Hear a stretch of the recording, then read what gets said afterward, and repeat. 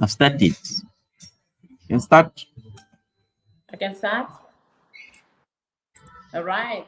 Good morning. Good morning. Good morning, everyone. Welcome to today's Mentorship Academy with Dr. Nellie Kangwa. So today you have me as Winnie High Humble. Okay, and I'm tuning in all the way from Lusaka, Zambia. So today we will be talking about the power of mentorship. So let me just give a shout out to the leaders of this Mentorship Academy course. So every Monday we have Reverend Water. So wow, he's powerful. He always brings us amazing topics and really teaching more deeply about all these topics. So please do make sure that you tune in every Monday. And Tuesday we have Dr. We have Sunshine. I actually like calling her Sunshine. Sunshine makes it sound even way more better. So we have her every Tuesday, and Wednesday is an open market. Thursday we have our one and only Dr. Nellie Kangwa, and Friday we have Dr. Muluntika. So welcome to today's session. So let's talk about the power of mentorship. Before we even get started with all the words, and so I like to bring all these things up to home. Okay, what is really mentorship? Okay, what is mentorship?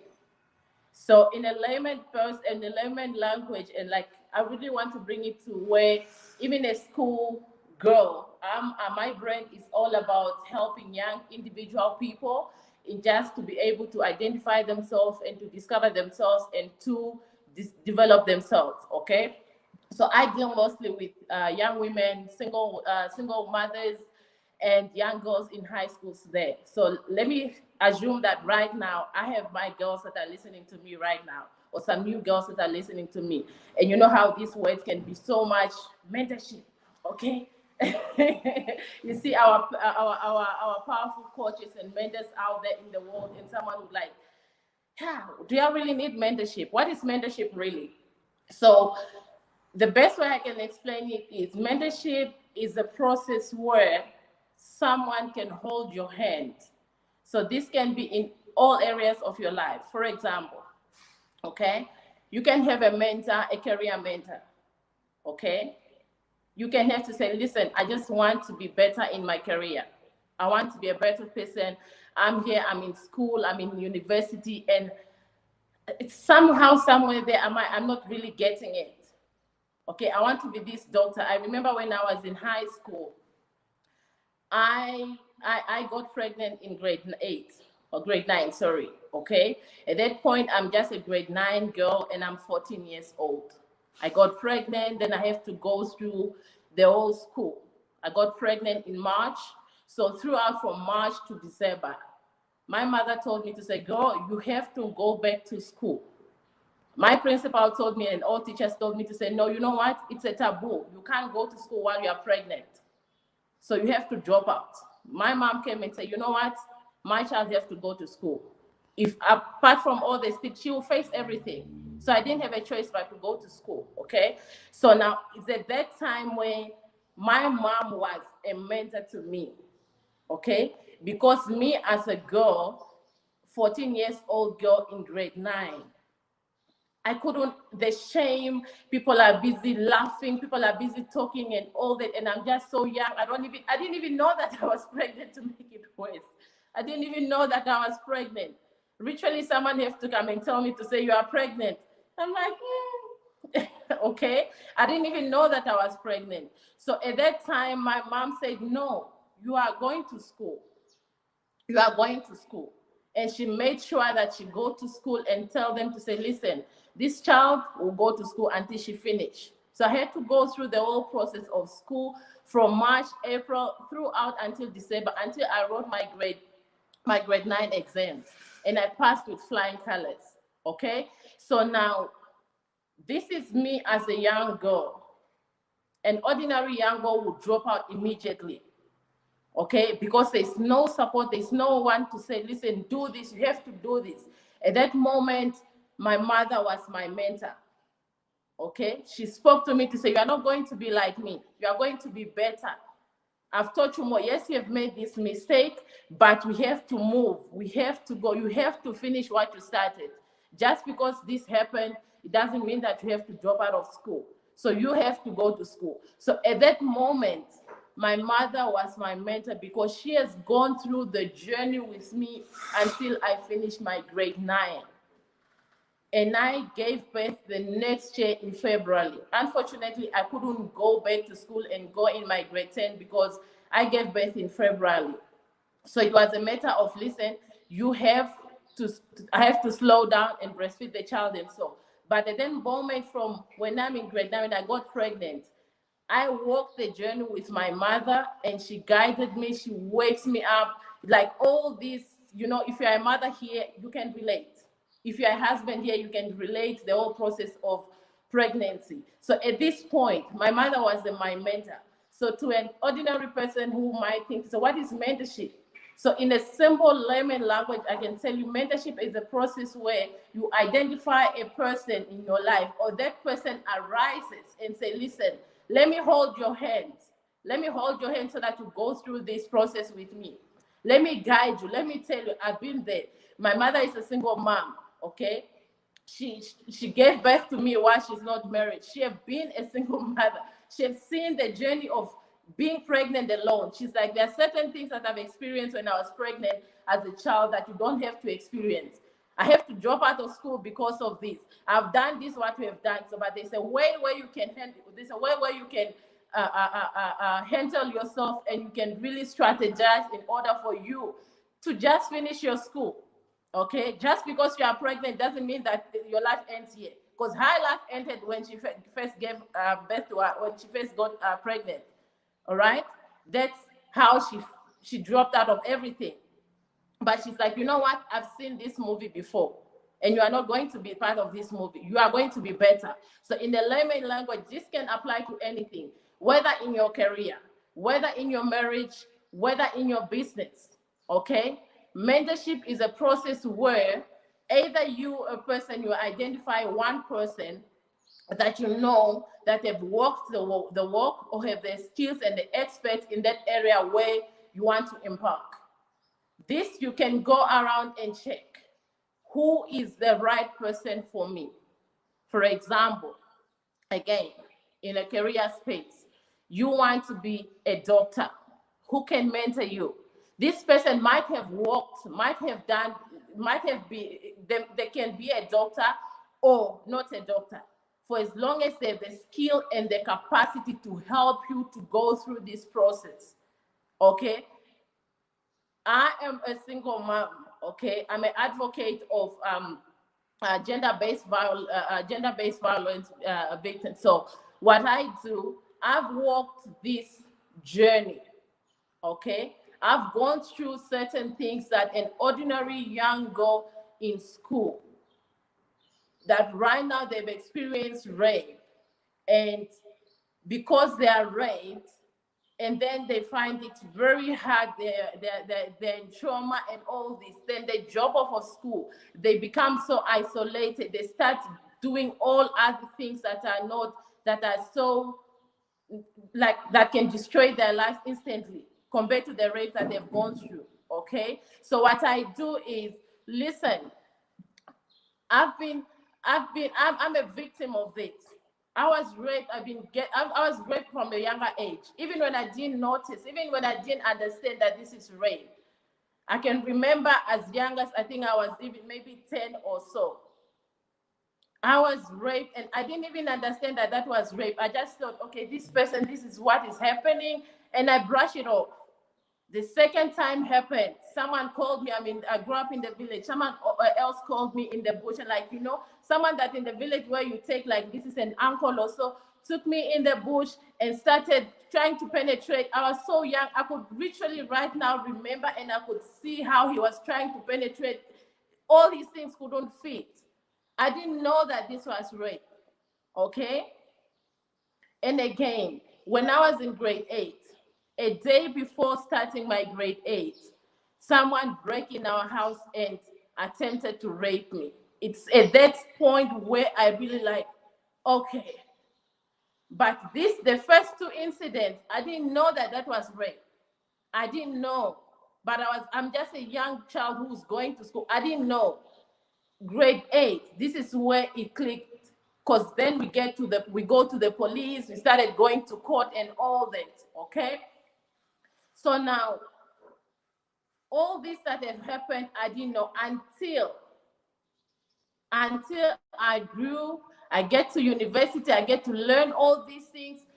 I'm holding on all this anger, all these things that I've seen when I was growing up, people taking advantage of my body, then I took it like it's okay. You know, your body is just about a man can just come and take advantage of you. Your body is just about to give it out to a man. It was a normal thing to me, because these are the things that I've learned as I was growing up as a child, until I got to university and I got gang raped. I'm right now in Zambia, and my first year in Zambia, I got gang raped. You can imagine, I don't have family, I didn't have anyone. All I had was just my classmate. I was in university, okay? So now we get to this point where I got gang raped, and I'm in university. I was still writing my exam, imagine.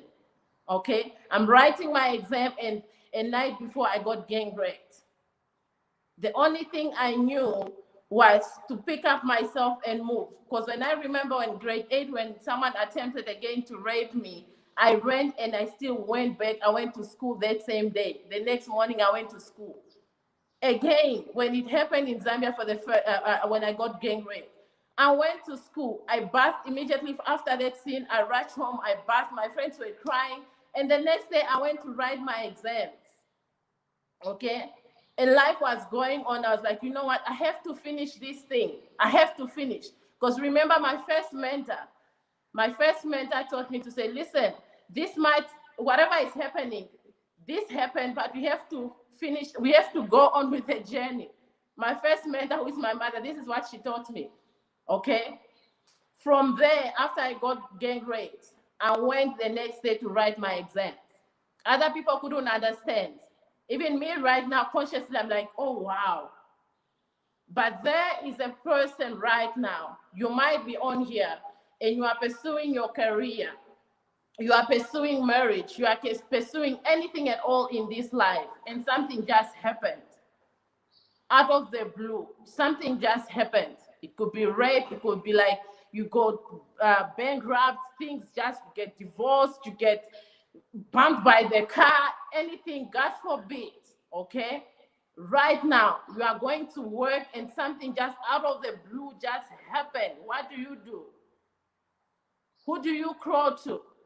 This I can tell you, if you've never gone through what I've gone through, you can react differently. You can decide to commit suicide like what people do. You can isolate yourself. You can do all kinds of things. You can start doing drugs, alcohol, and all these things. But you need someone. You need someone to hold your hand and to say, listen, I've gone through this. I've seen this. There are a lot of girls out there that right now they are dropping out of school. It makes me want to cry, to say, like, girl, you are pregnant. Okay, it's not a disability. It's not a disability. Or girl, yes, you got raped, but you are alive. You are alive. What is that we can do to keep your life moving? God gave you again another chance. I remember when I got gang raped, or the only thing that I was praying for at that time when I got gang raped, it was when there was a lot of ritual killings. That was in Chalala. For those who know Chalala in 2020, it was worse. And these things were already, people were saying, no, a girl was raped and killed. No, a man was found here and raped and killed. I pray to God to say, Lord, the only thing that I'm praying for right now is to be alive, because I'm not going to die now. This is not why I came to Zambia, no.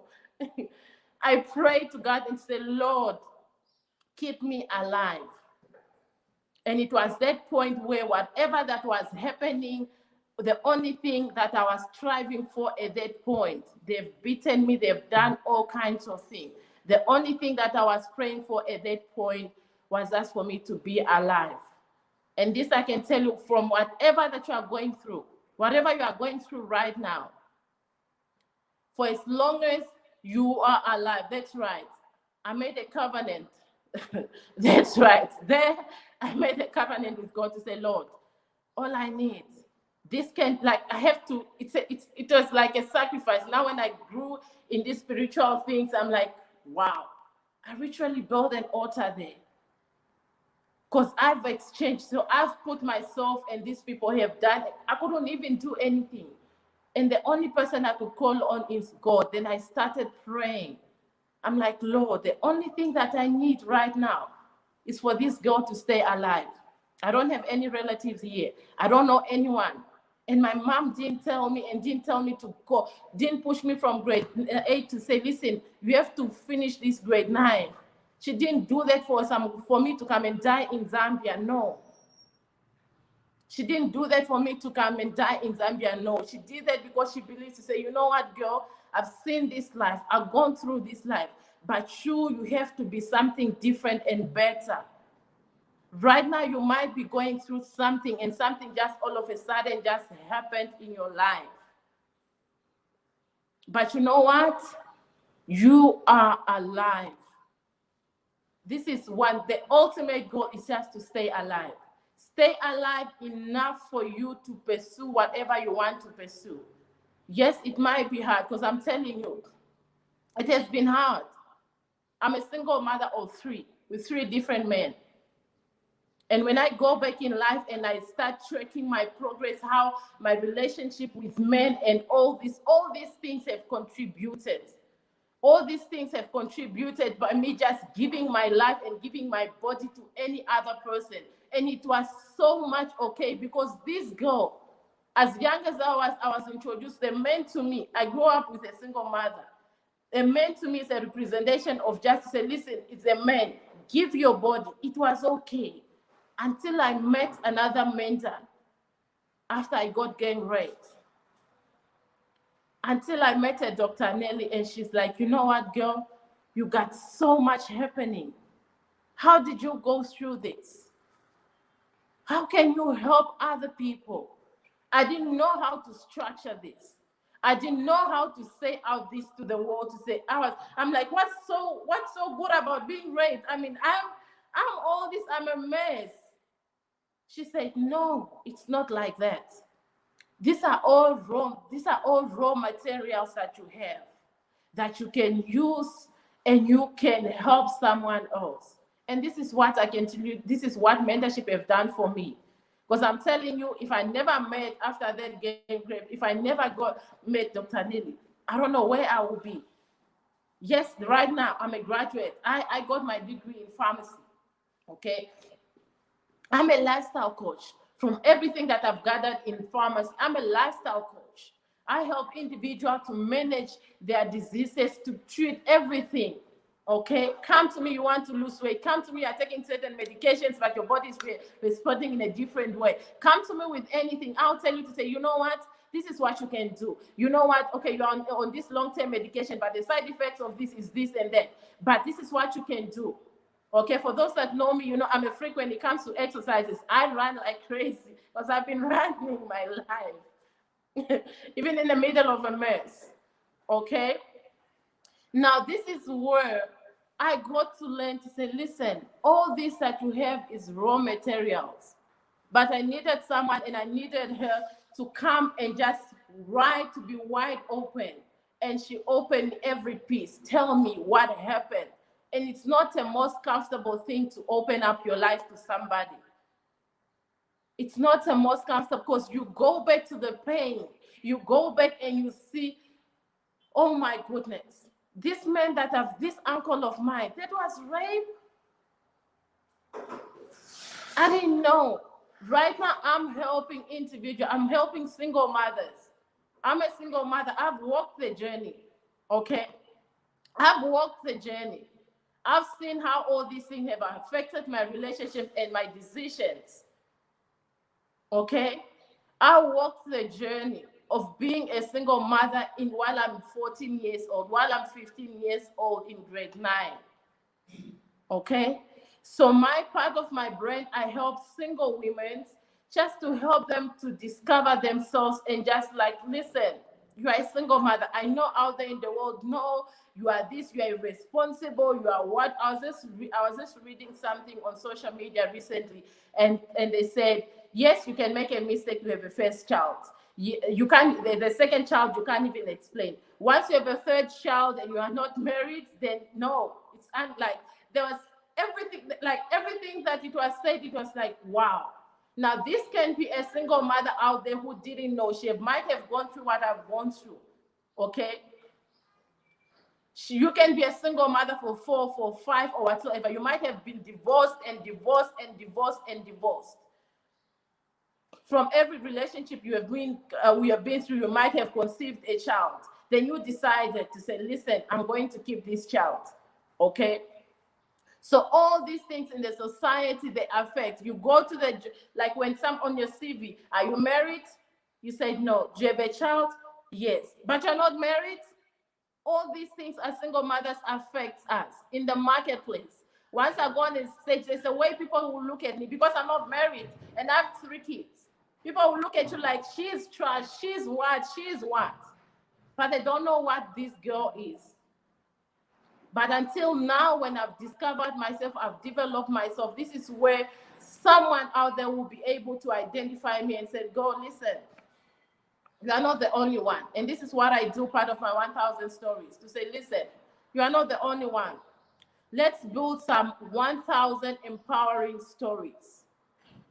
Let's gather all that we get, all that we've been through in life, and package them and build these empowering stories. Yes, it might be shameful, yes. Yes, it might be, it's a whole mess, yes. But you know what? We are alive. We are alive and we have to get moving. We are alive and we have to get moving towards that purpose that God has created us to be. I'm alive, I have to fulfill. I'm alive, I have to fulfill. So you might be here and you were like, life was just going on nicely until you lose someone. What do?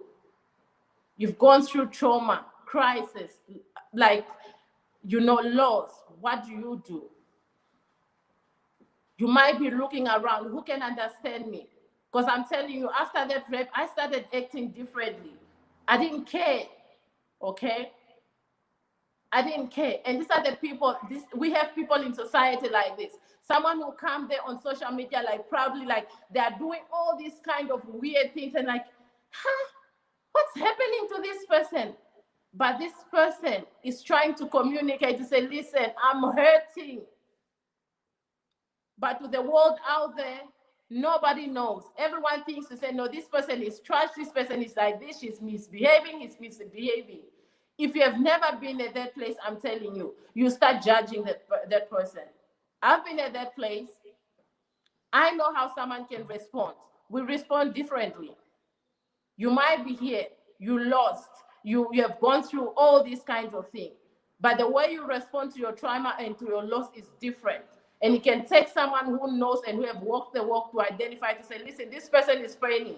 An ordinary person will say, no, she's just what, she's just being irresponsible, she's just being what.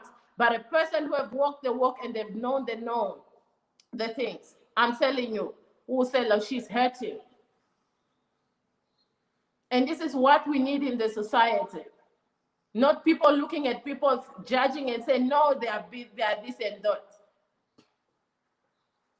Even you, when you know to say, listen, this is, I don't know how. Before you drag your life to death, before you drag your life into something else that you wouldn't like, seek for help, okay? Seek for help.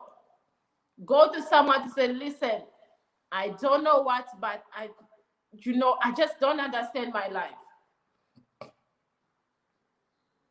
Then get help.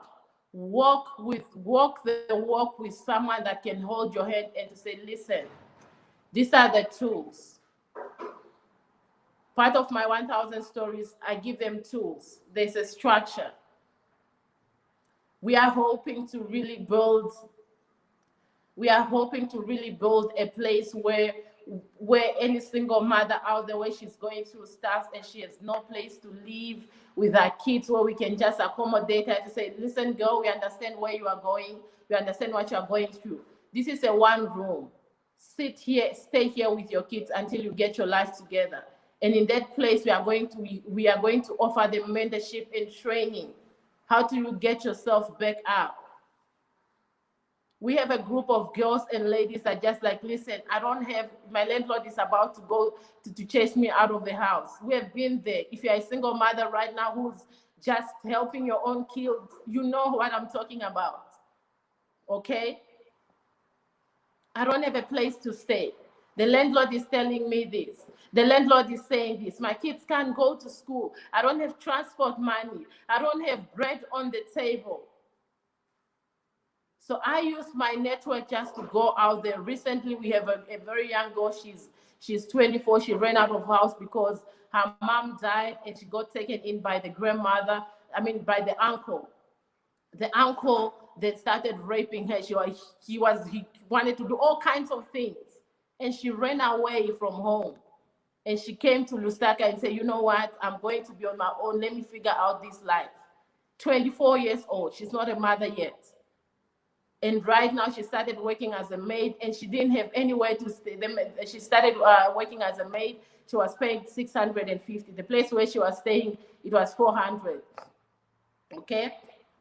Now for the past 3 months, she couldn't manage to pay her rentals. And the landlord said, I'm only giving you 5 days. She came to me to say, I'm scared. And I just want to she's like, I haven't thought of just to go on the road and any man who calls me, I'll give my body just for him to give me money, so that I can pay this rent. This is a girl who goes to church. She's a choir member. She sings like who? Okay?